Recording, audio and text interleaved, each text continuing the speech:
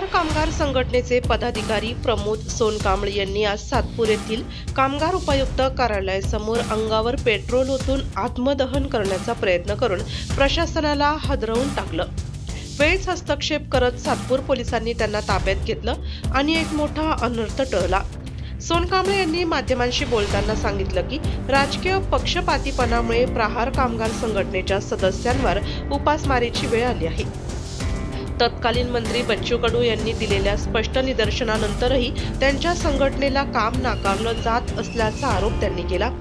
त्यांच्या मते कामगार उपायुक्त विकास माळीसह उपायुक्त चंद्रकांत बिरार आणि रिपब्लिकन एम्प्लॉईज फेडरेशनचे रामबाबा पठारे हे या परिस्थितीस जबाबदार आहेत। सोनकांबळे यांनी या प्रकाराबाबत एक सविस्तर पत्रकही प्रसिद्ध केलं असून त्यात त्यांनी 15हून अधिक लोकांची नावे जबाबदार म्हणून नमूद केली आहेत। या लोकांनी मला न्याय दिला नाही। रिपब्लिकन एम्प्लॉईज फेडरेशनचे सगळेच लोक, आदरणीय कामगार उपायुक्त दोन्ही पण माळी साहेब आणि बिरार साहेब यांच्यामुळे मी माझं आत्मदहन करतोय। यांनी मला न्याय दिला नाही। मी 5 वर्षापासून अक्षरशः फिरतोय, पण हे लोक मला न्याय देत नाही, मला काम देत नाही।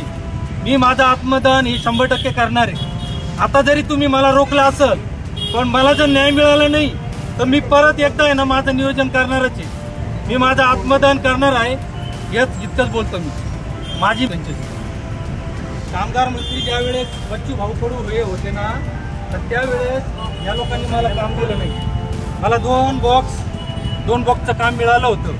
त्याचप्रमाणे मला 60 नोंदणी फॉर्म असं मिळालं होतं। परंतु हे इथले जे कामगार उपायुक्त साहेब या पूर्ण रिपब्लिकन एम्प्लॉईज फेडरेशन माल धक्का या लोकांना पुरेपूर मदत करतात आणि नेहमी मदत करतात। हे लोक आम्हाला कुठल्याही प्रकारची मदत करत नाही।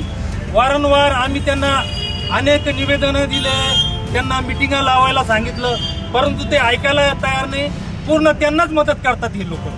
त्याच्यामुळे मी माझं आत्मदहन करतोय, मी माझं जीवन संपवतोय, कारण मी कंटाळलेलो आहे। आता या लोकांनी मला खूप त्रास दिलाय, नाही का?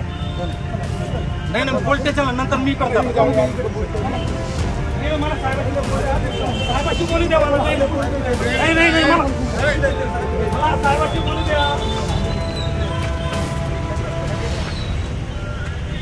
प्रहार संघटनेने केलेल्या आरोपानुसार 2019 साली मंत्रालयात झालेल्या बैठकीत प्रहार कामगार संघटनेला 2 बॉक्स आणि 60 नोंदणी फॉर्म देण्याचे आश्वासन रामबाबा पठारे यांनी दिले होते। मात्र 5 वर्षानंतरही या आश्वासनाची अंमलबजावणी न झाल्यामुळे कामगार उपाशी राहायला लागले असल्याची संतप्त प्रतिक्रिया सोनकांबळे यांनी दिली।